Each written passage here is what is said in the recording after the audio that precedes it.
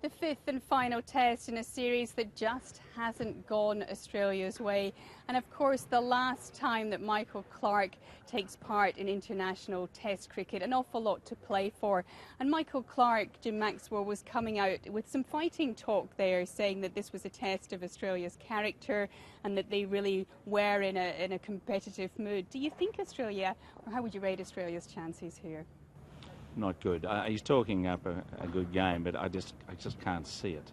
The body language doesn't look right to me, and there's some greenness about that pitch which makes you believe that Australia are probably going to struggle again if England turn up with the game that they had in the last two test matches. Their bowling was outstanding.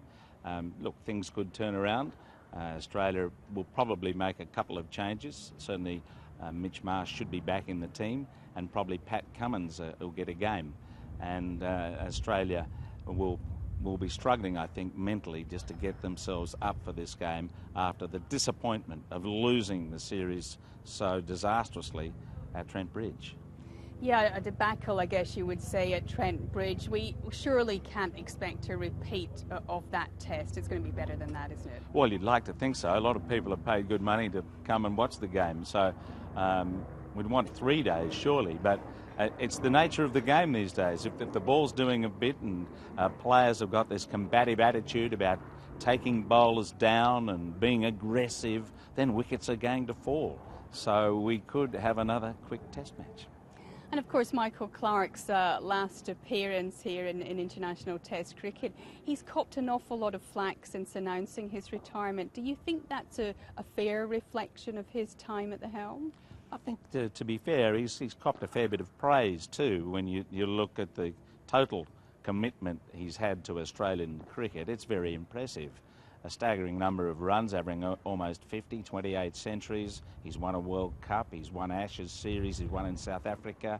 Yes, there have been some losses, but as all captains find in the course of their careers, you're only as good as your ammunition. And unfortunately, it's a combination of that and batsmen who haven't been able to adapt in this series that's brought Australia unstuck. And alas for Michael Clarke, he's been a big part of that. He has not looked like scoring a run. And there has to be a knock-on effect out of that for the rest of the team. So it's not a happy ending, but sometimes that's the way it is in sport. Chris Rogers bowing out too, a sad day for Australian cricket. Well, he'll be hard to replace, but he's something of a Johnny-come-lately in the team, and he's done exceptionally well. In fact, he's outshone a lot of his younger teammates with his performance. But it's almost as if Australia sort of delayed the decision to have this process of bringing in some young players, and they're forced to do it now. And as we stand here and discuss what's going to happen in Australian cricket, it's very hard to name batsmen 1 to 6 for the next series in Bangladesh. So there's a deal of uncertainty that Steve Smith's going to inherit out of what's occurred here. And there could be some unstable cricket from Australia, certainly away from home, for a while to come. Makes for very good reporting and commentating. So that's to be looked forward to. If you had to guess, how many days do you think this test will go for? I would say 3. But the weather gods may intervene and it'll be 4.